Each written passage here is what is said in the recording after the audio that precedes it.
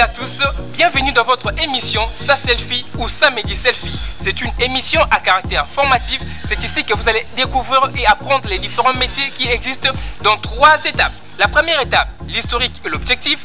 Deuxième étape, le parcours à suivre pour arriver à les exercer. Et la troisième étape, les diversités. Et sans plus tarder, on passe au sommaire. Déborah Banikina vous parlait dans la rubrique Mon métier de la coupe et couture, son historique et son objectif. Et dans la rubrique ADC Solutions, moi vous parle de l'emploi. Encore un clin d'œil de Massi Domingo dans la rubrique Cuisine spirituelle. Et voici donc les photos de nos fans qui ont aimé la page Facebook dans la semaine. Toi aussi fais comme eux. Attention, ça selfie.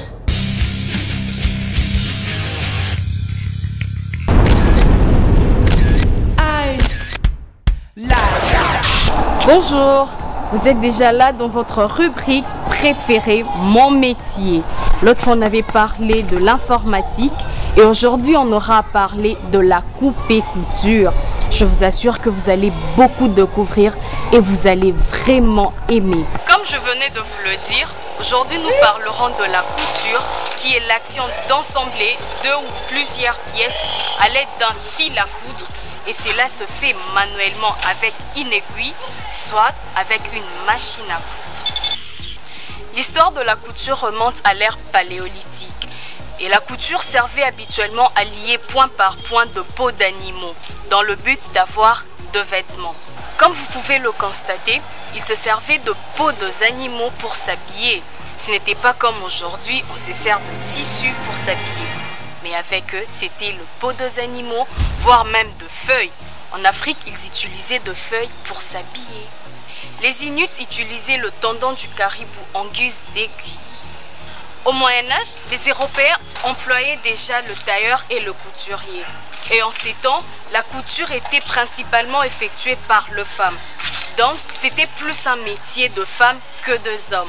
On voyait souvent les femmes en train de confectionner des habits, mais pas les hommes.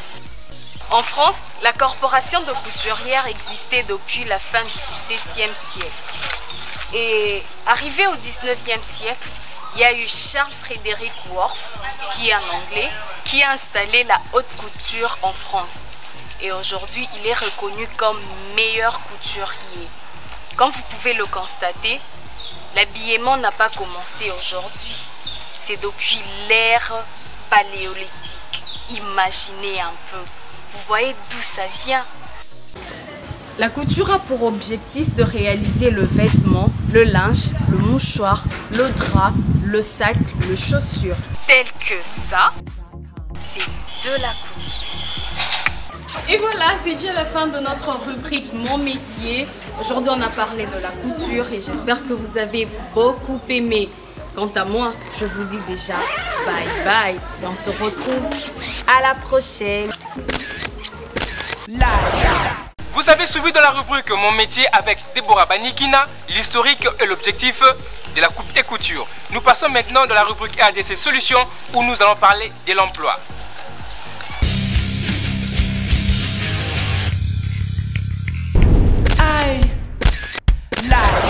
Bonsoir à tous, bienvenue dans votre rubrique RDC Solutions. Aujourd'hui je vous parle de l'emploi. Alors je n'ai que 4 minutes pour vous expliquer les difficultés que nous rencontrons dans l'emploi concernant notre pays. Et je vais vous proposer des pistes de solutions. Mais je n'ai que 3 points à développer là-dessus. C'est-à-dire le devoir, les difficultés rencontrées et ensuite des pistes de solutions que je vais vous proposer. Déjà on commence avec le devoir. Alors le devoir, il s'agit de 2 personnages. L'étudiant et le professeur. On commence avec l'étudiant. Je retourne un peu plus en arrière pour plus de compréhension. Le devoir de l'étudiant, c'est quoi? L'étudiant a les devoirs de comprendre d'abord l'objet des études. Parce qu'ici, dans notre pays, les gens n'étudient que pour obtenir des pourcentages ou des cotes élevées, ensuite passer des niveaux supérieurs, sans pour autant accomplir la mission principale du niveau qu'il vient de passer. Alors ça, c'est une erreur. Pourquoi je dis que c'est une erreur? Parce que l'étudiant doit comprendre l'objet de ses études. Mais heureusement que cette faute est partagée. Le prof aussi est concerné, et là je ne plaisante pas. Et quel est le devoir du professeur? Le prof, lui, doit se donner l'obligation, celle de faire comprendre son cours à l'étudiant et l'importance de son cours par rapport au métier que l'étudiant a choisi. Et aujourd'hui, nous remarquons que le prof se contente à se dire: bah écoutez, cher ami, moi mon cours est très difficile, hein, personne n'est réussi. Hein. Je donne mon cours, c'est vraiment très difficile pour le comprendre, il faut vraiment un miracle. Et à quoi il sert ce professeur? Et le professeur est là pour faire comprendre son cours à l'étudiant et non passer son cours pour être difficile. Parce que l'étudiant ne va rien comprendre. Alors l'étudiant va comprendre comme si l'importance des études, c'est d'acheter les syllabus des professeurs, d'obtenir des pourcentages, d'obtenir des codes élevés dans ses cours. Et là, l'objectif est perdu. Mais le prof aussi partage la part de son tort avec l'orienteur scolaire. Et c'est quoi les devoirs d'orienteur scolaire? Il est là pour faire comprendre à l'étudiant, par rapport au métier qu'il a choisi, le résultat final de ces métiers-là, afin que ces derniers puissent comprendre et suivre et atteindre même le but de ses études. Pourquoi les choses ne se passent pas comme il se doit? Et c'est ici que je vais évoquer le deuxième point, sur les difficultés rencontrées. Parce que le premier point était sur les devoirs de chaque partie. Difficulté. Tout fleuve prend son départ dans une source. Alors, le fleuve ne peut pas exister sans une source. Et d'où viennent ces difficultés rencontrées? Je sais déjà votre réponse. Vous me direz que c'est l'État. L'État fait ceci, l'État fait cela. Ben, vous n'avez pas totalement tort. Et vous n'avez pas aussi totalement raison. Parce que la part des responsabilités est partagée. Et par qui? Voici donc la réponse. Les parents sont concernés, l'étudiant est concerné, l'État est concerné et le prof aussi est concerné. Pourquoi les parents sont concernés? Parce que les parents, c'est lui qui met au monde son enfant. Et le parent doit connaître déjà dès le bas âge de son enfant en quoi son enfant est fort et en qu'est-ce que son enfant sait manipuler si facilement. Et c'est en ce moment-là que le parent aussi pourra aider son enfant à pouvoir trouver un métier qui va le convenir avant même que l'enfant puisse faire un choix quelconque. Parce que l'orientation du parent peut aussi aider l'étudiant à comprendre son futur. Deuxième cas, pourquoi j'ai évoqué le cas de l'étudiant? Parce que l'étudiant a aussi sa part de responsabilité.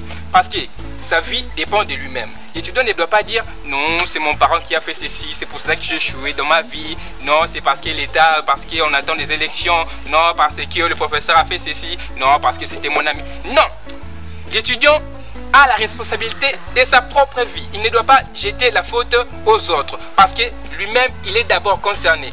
Il a la volonté, il a cette capacité de dire oui ou non.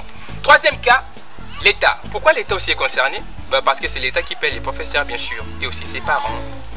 Et pourquoi le professeur? Le professeur, lui, a l'obligation de faire comprendre son cours à l'étudiant, et c'est en ce moment que l'étudiant aussi comprendra l'objectif du cours qu'il est en train de suivre. On passe au dernier point, qui sont les pistes de solutions. Parlons maintenant du sujet du jour, l'emploi.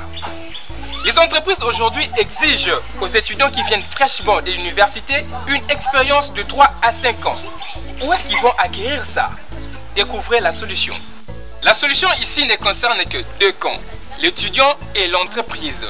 Prenons un aperçu sur l'entreprise. L'entreprise, elle, n'a pas du tout tort d'engager des personnels qui ont déjà une expérience. Pourquoi? Parce que l'entreprise, elle fonctionne, elle a ses clients. Alors la personne qui devra avoir ses postes doit déjà être capable d'exercer le même travail ou la même qualité de travail dont ses clients sont déjà habitués ou sont déjà confiants, si je peux dire ainsi. Et c'est pourquoi l'entreprise, elle, se donne ses devoirs d'engager seulement des personnes qui ont déjà une expérience de 3 à 5 ans. Pourquoi? Pour ne pas ralentir l'entreprise, bien sûr. Et quelles sont les pistes de solutions que nous pouvons proposer aux entreprises? L'entreprise, elle, ne peut pas s'empêcher d'être confiant à l'étudiant qui vient fraîchement de l'université. Pourquoi? Parce qu'il peut aussi l'accorder un stage professionnel de 3 à 6 mois pour que ces derniers puissent s'habituer ou pour que ces derniers puissent arriver à ce niveau d'expérience que l'entreprise cherche. Parce que cet étudiant-là, il ne vient pas d'une poubelle, mais il vient d'un centre d'apprentissage où il a acquis certaines expériences concernant son métier. Il suffit juste de lui donner un petit temps et tout va marcher. L'étudiant, lui, cependant, il doit comprendre l'objectif et les résultats finaux de ses études. Parce que l'objectif ou le but des études, ce n'est pas l'obtention du diplôme ou des pourcentages élevés, mais c'est de comprendre l'objet auquel on s'est fixé un but pour étudier en fait. Parce que l'étude, on sous-entend la poursuite d'un résultat par rapport au but fixé. Et lorsque tu attends ces buts, sache que ta mission est accomplie. Et ces résultats, n'est rien d'autre que la compréhension et la capacité d'exercer le métier auquel on s'est fixé le but de ses études. Alors croyez-moi, si vous mettez cela en pratique, sachez que votre stage professionnel ne prendra que 2 semaines à partir d'aujourd'hui et votre emploi sera si facile dans les entreprises. Alors sois responsable et l'emploi est entre tes mains. On se retrouve à l'émission prochaine où nous allons parler d'autres expériences. Au revoir. Vous venez de suivre de la rubrique RDC Solutions où nous vous avons parlé sur l'emploi. On passe maintenant dans la rubrique Cuisine spirituelle avec un clin d'œil de Massi Domingo.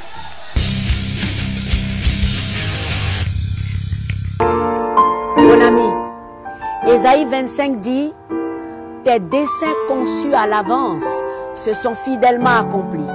J'aime cette parole. C'est une parole qu'il faut bien garder quelque part. Parce que ça m'a fait réfléchir à l'apôtre Jean. Vous connaissez tous l'histoire de l'apôtre Jean. Et si vous ne connaissez pas, allez dans Apocalypse. L'apôtre Jean qui aimait tellement Jésus. Et tout le monde le savait. Et on dit que Jésus l'aimait. Mais pour moi, c'est lui qui l'aimait. L'amour attire l'amour. Jean a été persécuté, maltraité et envoyé quelque part qu'on appelle l'île de Patmos. Un endroit terrible de souffrance, de douleur. Il était âgé, mais il est resté là-bas. Vous imaginez, emprisonné, enfermé dans un endroit aussi terrible, cassé des pierres, le soleil, la nuit, la fraîcheur, la chaleur, le froid. Jean avait été envoyé là-bas pour être détruit, pour mourir. Mais le maître de l'univers, le Dieu de la vie, le Seigneur tout-puissant, qui tient nos destinées dans ses mains, était au contrôle totalement. Mon ami, Jean n'est pas mort à Patmos, malgré la souffrance, malgré la dureté de la vie, malgré la détresse, malgré l'abandon, malgré la solitude. Jean n'est pas mort à Patmos. Dieu ne l'a pas permis. Jean est sorti de Patmos. Il est revenu vers les frères. Et mieux, c'est à Patmos qu'il a reçu les visions merveilleuses. Les visions merveilleuses qui nous servent aujourd'hui, après près de 2000 ans. Le Seigneur est au contrôle de votre vie, de ta vie, de ma vie, de notre vie. Où que ce soit, dans quelque trou que ce soit, quelque prison que ce soit, quelque détresse, situation terrible que ce soit. Où es-tu en ce moment?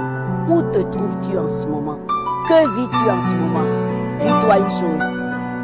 Le Seigneur, en qui tu as cru, te ramènera, te fera sortir de là-bas pour témoigner de sa gloire.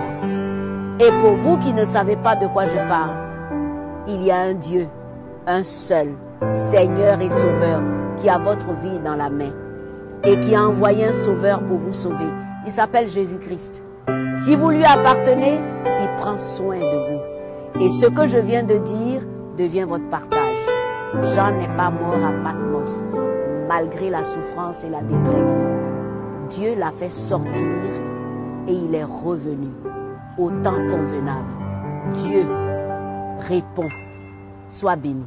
Vous venez de suivre dans la rubrique Cuisine spirituelle avec un clin d'œil de Massi Domingo. J'espère que vous avez été bénis. Déjà, je vous dis, Jésus vous aime aussi. On passe maintenant dans notre rubrique bonus où nous gratifions nos fans qui aiment la page Facebook pendant la semaine. Voici donc leurs photos.